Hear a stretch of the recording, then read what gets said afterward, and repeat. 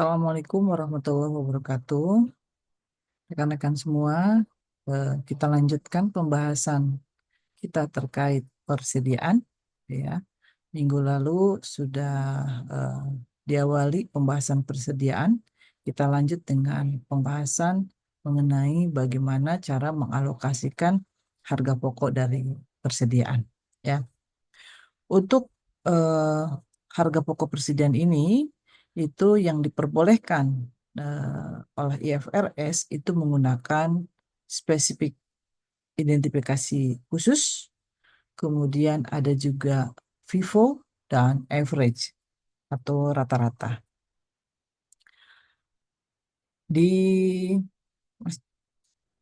sebelum kebijakan yang sekarang itu diperbolehkan kita menggunakan LIFO, last in first out. Namun sekarang IFRS hanya membolehkan ya metode ini, FIFO, average, dan identifikasi khusus. Eh, Terlepas dari itu, ada beberapa negara yang memang menggunakan masih tetap LIFO. Eh, kan, tetapi IFRS, jika kita menggunakan standar IFRS, ya tidak digunakan itu LIFO untuk sekarang ini ya. Oke, baik.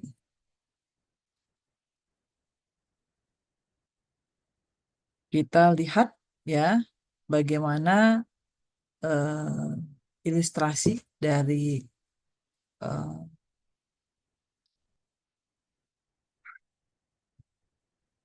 pembahasan persediaan ini. Asumsikan bahwa Polmat itu mempunyai transaksi ya di tanggal 2 Maret sebanyak 2.000 ya, eh, harga satuannya 4, maka saldonya 2.000 unit. Tanggal 15 Maret itu dibuat ada pembelian 6.000 dengan harga 4,4. Maka saldonya ada sekarang 8.000. 2.000 ditambah 6.000 ya. Kemudian tanggal 19 itu dijual 4.000. Maka sekarang saldo persediaan menjadi 8.000 dijual 4.000, sisa 4.000.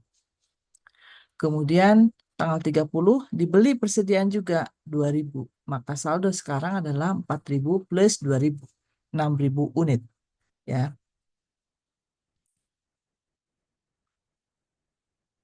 Nah, kita akan mengkalkulasi bagaimana eh, persediaan barang yang siap untuk dijual. Kita lihat inventory awalnya yaitu 2.000 kali 4.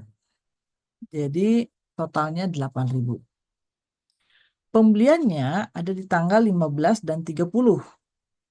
Tanggal 15 dibeli 6.000 kali satu unitnya 4,4. Jadi totalnya 26.400. Kemudian ada juga beli tanggal 30 2.000 unit kali 4,75 sehingga totalnya 9.500 ya. Barang yang tersedia untuk dijual itu adalah penjumlahan dari semua. 8.000 untuk inventory awal, kemudian ditambahkan dengan pembelian inventory tanggal 15 dan tanggal 30 sebanyak 26.400 dan 9.500. Jadi total barang yang tersedia untuk dijual, total persediaannya ya jadi 43.900.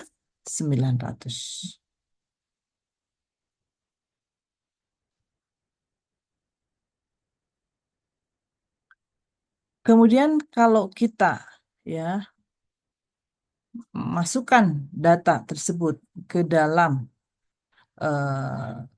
metode average rata-rata, itu ilustrasinya seperti di layar ya. Terlihat 43.900 sesuai dengan perhitungan yang tadi itu barang tersedia untuk dijual.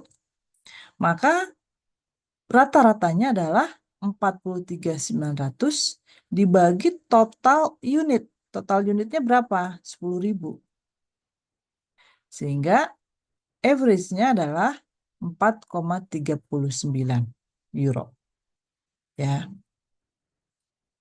Jadi kalau ending inventory-nya adalah 6.000, kan tadi ending inventory-nya 6.000 ya, maka ending inventory nilainya adalah 6.000 kali rata-ratanya. Euro berapa? 4,39.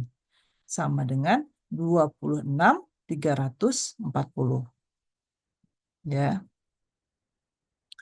Nah, barang tersedia untuk dijual nanti dikurangi dengan ending inventory atau persediaan akhir itu sama dengan COGS atau HPP, ya, harga pokok, ya, penjualan. Barang tersedia untuk dijual dikurangi nilai ending inventory persediaan akhir adalah HPP. Ya, jadi COGS atau HPP adalah barang tersedia untuk dijual dikurangi ending atau persediaan akhir.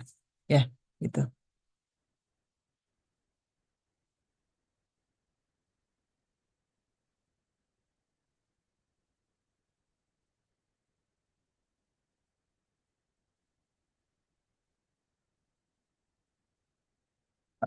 Bagaimana kalau misalkan kita pakai average, tapi pakai average-nya moving, ya, moving. Jadi ilustrasi yang tadi, yang di awal, itu kita perbarui, ya kan? Nanti eh, kita lihat di layar, eh, menjadi seperti ini. 2000 tanggal Maret, ya, tanggal 2 itu dikalikan 1 unit 4, ya, jadi total 8.000, ya, jadi balance-nya 8.000. Maret tanggal 15 itu beli juga 6.000 kali 4,4 jadi 26.400. Totalnya semuanya adalah 8.000 ditambah 26.000 sama dengan 34.400. Kemudian tanggal 19 kita jual. Jual sebanyak 4.000. 4.000 eh, kali berapa? Kali 4,3. Ya. 4,3 jadi berapa nilainya? 17.200. Ya.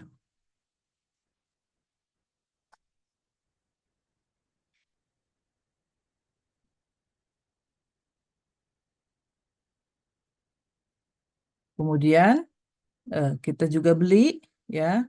Beli tanggal 30 seharga 4,75. Ya. 4,75 dikalikan 2.000 sama dengan 9.500. Sehingga nanti average-nya ada di harga 4,45 average moving-nya. Ya. Nanti 4,45 dikalikan dengan saldo unitnya berapa? 6.000. Jadi dapatlah 26.700 adalah eh, persediaan yang tersedia, ya, 26.700. Biasanya kita menggunakan average-nya yang tadi, yang pertama, weighted average method, ya, gitu. Kemudian yang selanjutnya itu kita menggunakan FIFO, ya. FIFO itu first in, first out. Jadi kita asumsikan bahwa eh,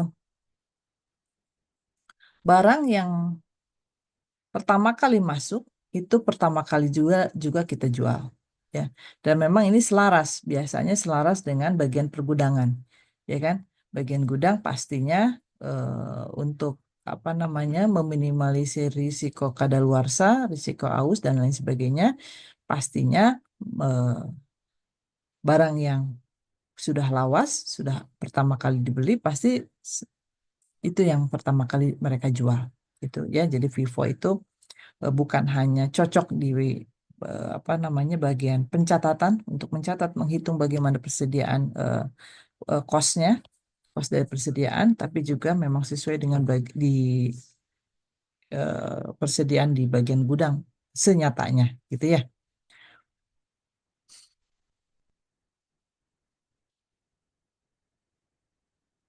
Oke, kalau kita lihat bagaimana secara metode periodik kalau menggunakan Vivo, kan namanya persediaan itu ada dua, periodik dan perpetual. Kita lihat periodik seperti di layar. Eh, Ending inventory itu kan dari awal 6.000 ya. Nah, 6.000 first in first out. Berarti ending inventory-nya kita hitung dari yang belakangan kita beli. Ya.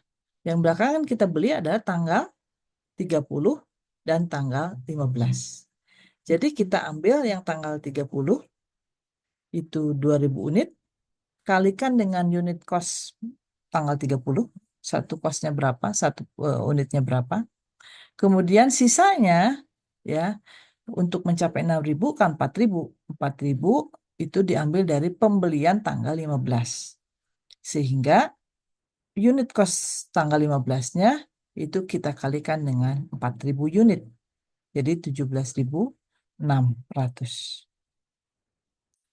Sehingga ending inventory-nya adalah barang-barang yang terakhir kita beli.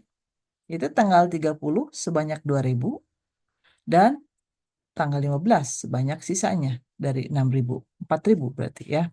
Nah, maka barang yang tersedia untuk dijual 43.900 kita hitung yang awal ya, hitungan yang awal dikurangi persediaan akhir Vivo ya 27.100. Maka HPP-nya adalah selisihnya 16.800. Itu Vivo ya untuk periodik. Bagaimana kalau kita menggunakan perpetual? Nah, perpetual kita lihat di layar ya. Tanggal 2 punya 2.000 unit kalikan satu unit 4 menjadi 8.000 balance-nya ya. Kemudian tanggal 15 dibeli 6.000 unit, harganya 4,4 jadi apa namanya? Totalnya sekarang 8.000 ditambah 26.400 menjadi 34.400 ya. Kemudian tanggal Maret tanggal 19 itu dijual. Dijualnya berapa? Dijual 4.000. 4.000 karena first in first out berarti diambil dari pembelian 2.000 tanggal 2 dan sisanya 2.000 lagi tanggal 15. Ya. Jadi nanti harga pokoknya adalah 17.600. Tuh, ya. Kemudian tanggal 13 kita hitung pembelian. Pembelian 4,75 satuannya sebanyak 2.000 unit, maka total menjadi 9.500. Maka balance-nya adalah kita balance-nya karena tanggal 2 itu sudah habis terjual, ya kan? Tanggal 15 belum habis karena belinya 6.000 baru kejual 2.000. Berarti tinggal 2.000 lagi, ya. Nah, beli 6.000 sudah terjual 2.000 berarti sisa tinggal 4.000. Maka harga pokoknya adalah 4.000 kali 4,4 ditambah pembelian akhir. Selisihnya adalah 27.100. Ya. Jadi ini adalah ending inventory. Ini kalau kita menggunakan perpetual. Tapi kalau untuk periodik tadi ya, hasilnya adalah sama. Antara perpetual sama periodik akan tetap menghasilkan ending inventory harga pokok dari persediaan akhir sama. Ya, gitu 27.100. Jadi kalian mau menggunakan perpetual, mau menggunakan periodik, di Vivo ini hasilnya akan tetap sama, ya, gitu. Kalau kita lihat komparasi, ya, eh, dari perhitungan persediaan antara average dengan Vivo, itu di average itu akan menghasilkan net income lebih rendah dibandingkan Vivo. Ya, kalau kita asumsikan nilai-nilainya di atas adalah sama ya antara average dengan Vivo, ya kan? Yang membedakan hanya di apa namanya COGS-nya, ya kan? Nah, itu eh, kita akan mendapatkan nilai net income di average itu lebih rendah dibandingkan Vivo. Oke. Kalau net income-nya average cost itu 19.200, kalau Vivo itu 20.400 gitu.